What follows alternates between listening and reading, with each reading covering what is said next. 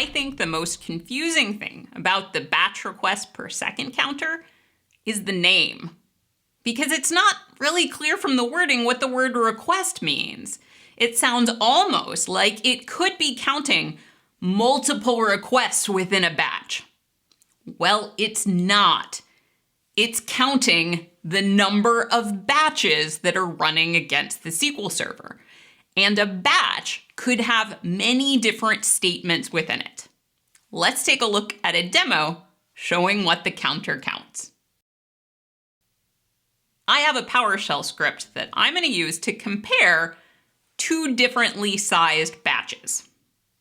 The first thing we're going to do is we're going to run a set of queries against the SQL server, and we're running it in a loop. We're running it 1,500 times.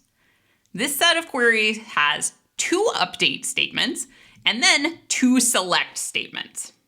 Notice that there's no go in here. There's no batch terminator, no nothing. My PowerShell script is going to connect, issue these 4 commands sequentially, and then loop around and do it 1,500 times.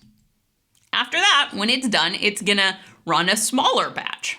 This time, it's again going to connect 1,500 times, but it's just going to run a single select statement against the instance. So the second time around, our batch just has 1 statement in it.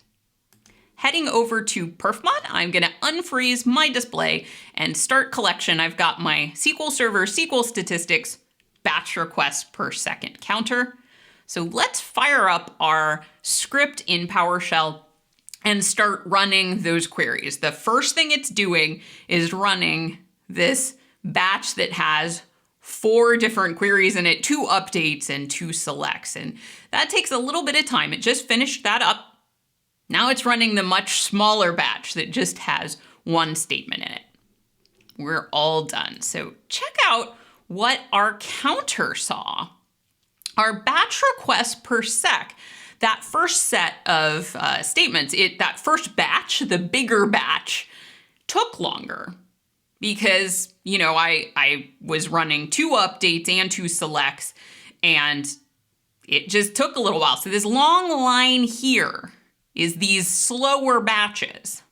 When I got to the point where I actually had the batch that only had 1 statement in it, my batch request per sec counter goes up because it was able to run it faster. It was just one of the same selects from the other batch, so it's literally just doing a portion of the work. It was able to loop through and just do it more quickly and able to execute that round of commands faster. So what we're seeing here is that it's not counting the individual statements. In this case, I didn't have any batch terminators in my code, so it saw all 4 statements just as 1 batch, and it's just counting the number of batches I'm running per second. So when I'm looking at different SQL servers, the batch request per sec on one SQL Server instance may mean something quite different than on another SQL Server instance. It really depends what code they're running and how large their batches are.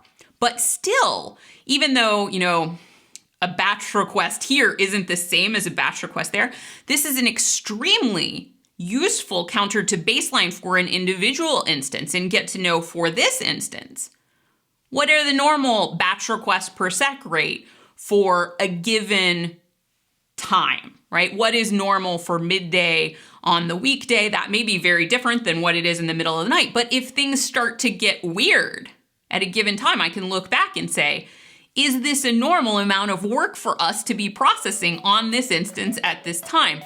And batch requests per second is a great way to do that.